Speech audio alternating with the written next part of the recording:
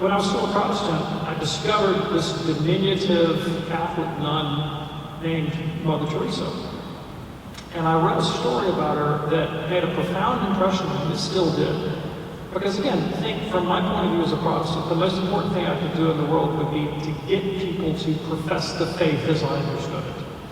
And we would, believe it or not, we would actually have a kind of glee at other people's suffering, kind of Schadenfreude, if we thought it could, quote unquote, lead them to conversion.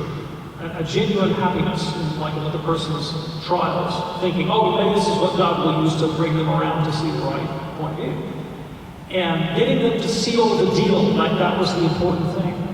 And I read this story about Mother Teresa, where she was, of course, ministering to the dying in Calkata, and she found this woman who was lying in the gutter being eaten by ants as she was dying. So she takes this Hindu woman, and she brings her back to her home from dying, cleans her up, dresses her, bathes her wounds, and is literally nursing her to death.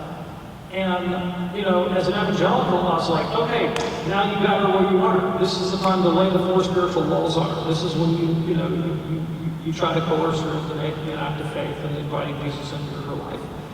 And yet Mother Teresa didn't do that. What she did instead was she let the woman talk. And she opened up her life. And the worst suffering she had wasn't her mortality, wasn't her dying. It was the fact that her son had abandoned her, and she was filled with bitterness and anger.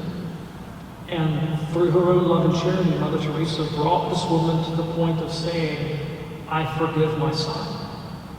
In other words, she helped elicit a moral transformation in the woman, not a religious conversion.